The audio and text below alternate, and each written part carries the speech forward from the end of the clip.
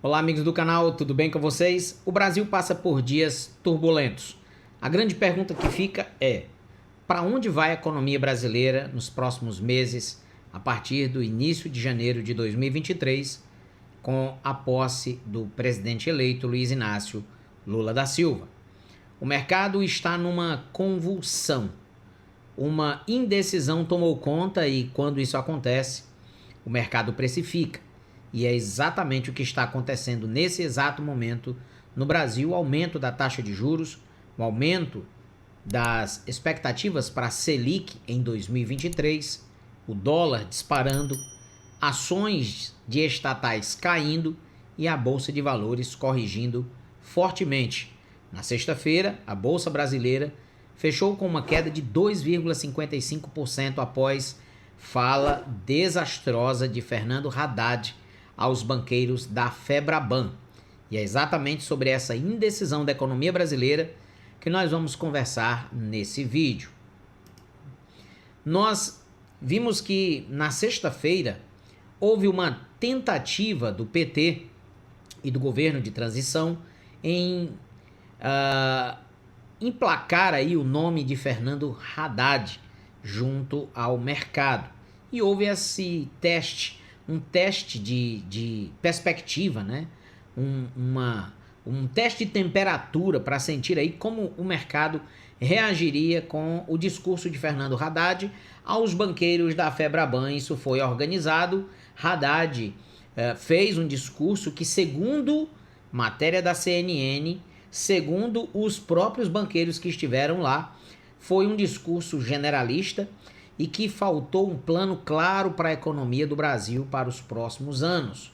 E isso deixou o mercado extremamente preocupado.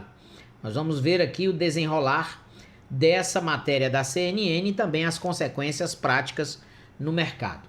Banqueiros que participaram do almoço da Federação Brasileira de Bancos Febraban em São Paulo nesta sexta-feira, dia 25, classificaram à CNN o discurso do ex-ministro Fernando Haddad, cotado para assumir o Ministério da Fazenda, como muito generalista e sem consistência suficiente. Essa foi a perspectiva que a plateia que esteve ali na Casa Charlot teve a respeito de Fernando Haddad. O discurso do Haddad foi nada mais, nada menos do que uma confirmação das falas de Luiz Inácio Lula da Silva durante a campanha. Ele confirmou aí a ideia de que haja realmente um rompimento do teto de gastos para atender às questões sociais que, segundo o partido, segundo o governo de transição, não tem como serem colocados em prática caso não encontre aí fontes de renda para justificar os gastos e até mesmo recursos para a implantação dessas medidas que foram prometidas durante a campanha do petista.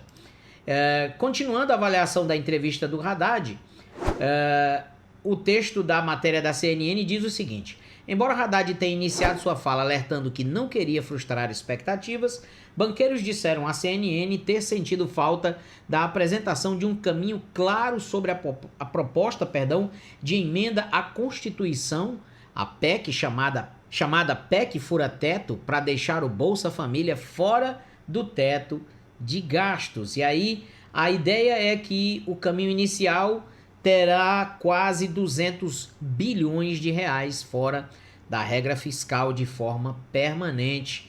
E isso deixou o mercado extremamente preocupado com essa situação. E também houve uma perspectiva das pessoas de que há uma ausência de uma comunicação clara sobre os planos do PT para a questão fiscal do Brasil. Com essa fala de Haddad, o juro futuro atingiu o maior nível desde 2016 e o mercado agora já vê a Selic possivelmente em patamares de 15% no primeiro semestre de 2023. E tudo isso é decorrente do comportamento do mercado, que reflete críticas do presidente eleito a respeito das políticas de corte de gastos, demora no anúncio de um nome para chefiar a Fazenda e a apresentação da minuta da PEC do estouro, né? E o que acontece aqui? O governo Lula está demorando demais da conta para apresentar o nome que será o chefe do Ministério da Fazenda e também do Ministério da Economia. O Pércio Arida já deixou claro que não vai participar do governo de transição e nem do futuro governo a partir de janeiro de 2023. Então restou para o PT e os partidos de esquerda que compõem a aliança indicarem aí ou tentarem emplacar o nome do Fernando Haddad dentro do contexto do mercado, e isso veio uma confirmação de que foi realmente, que é realmente um nome bastante complicado para assumir a pasta da Fazenda diante de todas as questões já apresentadas e confirmadas para o próximo governo no ano 2023.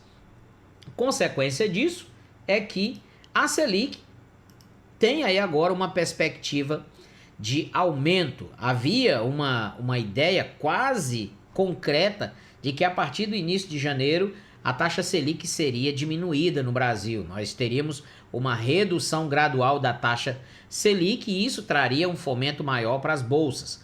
Na perspectiva de uma taxa Selic a 15%, o que acontece? Isso é muito ruim, muito negativo para os fundos imobiliários, para a Bolsa de Valores, para os investimentos de bolsa de um modo geral, também para quem investe nas criptomoedas. Então, essa perspectiva de uma Selic a 15% vai fazer com que os investidores migrem para o Tesouro Direto, migrem para uma renda fixa, pós-fixada, pré-fixada e até mesmo para aqueles mais conservadores, a renda fixa ali com a liquidez diária, para aqueles que estão compondo ainda a sua reserva de emergência, certo? Então, a matéria traz o seguinte: as incertezas acerca dos rumos da política fiscal que serão tomados pelo governo eleito de Luiz Inácio Lula da Silva do PT preocupa o mercado, que já vê a taxa Selic em 15% na primeira metade de 2023, conforme a curva de juros futuro. Como consequência de críticas feitas pelo presidente eleito a respeito das políticas de corte de gastos, da demora no anúncio de um nome para chefiar a Fazenda e da apresentação da minuta da PEC do estouro, que prevê gastos de 198 bilhões fora do teto e nenhuma âncora fiscal, os juros futuros chegaram na véspera ao maior patamar desde 2016, como mostram dados da B3 compilados pela Trade Map. Eu vou mostrar aqui para vocês o que ele está apresentando aqui, ó. Esse é o gráfico da Trade Map. Observe que aqui é 14,63 em fevereiro de 2016 e agora chegamos a 14,58, praticamente o mesmo patamar da curva de juros futuros, com essa ideia muito negativa a respeito dos próximos meses, próximos anos para o Brasil, segundo a matéria da CNN. Vale ressaltar o seguinte também: o especialista ouvido pela CNN, o Tony Volpon, ex-diretor do Banco Central, disse o seguinte: as únicas 3 formas de financiamento de gastos públicos, que seriam o seguinte: primeiro, o aumento de tributos; segundo, cortes de outras despesas; e terceiro, a combinação de inflação mais juros. E isso, para o mercado, é uma incerteza, e quando há uma incerteza, o mercado precifica um prêmio maior para quem é investidor. E aqui a primeira opção que o Tony Volpan coloca aqui para a gente, né? Aumento de tributos e sem indicação de onde virá esse dinheiro, esse recurso. Isso, logicamente, fez com que o mercado precificasse essa taxa de juros futuros e isso derrubasse a Bolsa de Valores. Equipe, matéria da Reuters, né? Para completar aqui o nosso argumento, matéria de hoje, tá? Equipe econômica do novo governo deve ser anunciada nos próximos dias, diz líder do PT na Câmara. A verdade é que o PT está tendo muita dificuldade para formatar essa equipe econômica devido à rejeição que o mercado, os meios de produção, o agronegócio e vários setores da economia brasileira e da sociedade têm aí aos nomes que estão sendo apresentados, né? Os nomes testados pelo governo de transição e que não tem agradado de forma alguma os setores da economia brasileira. Para a gente dar uma olhadinha no Ibov, hoje o índice do Bovespa terminou o dia, ou vai terminar daqui a pouquinho, né? Daqui a pouquinho, 37 minutos, o índice Bovespa vai fechar provavelmente na casa dos 109 mil dólares, um dia de bastante indecisão.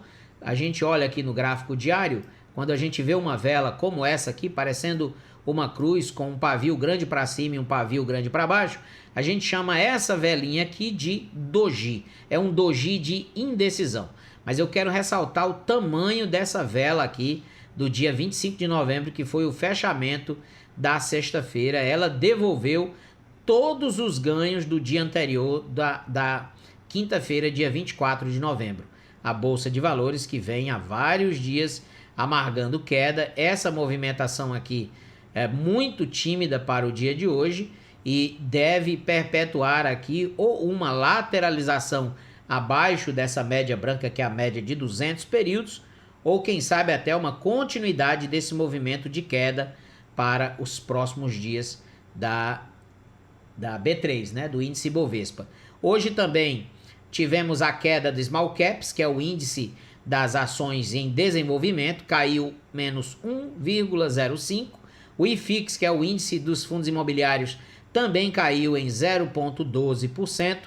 E os juros de 2024, juros futuros de 2024, tiveram uma queda de 1,35%, porque na sexta-feira tivemos alta, ele chegou a bater a casa dos 14.545, 14% e 54, perdão, e no dia 23 de novembro ele bateu esse topo aqui na casa dos 14,73, como já mostrei para vocês, valores aí de 2016, maiores até do que 2016. Para a gente fechar a nossa ideia do que aconteceu na sexta-feira, eu quero apresentar para vocês aqui como foi o fechamento da sexta-feira, certo?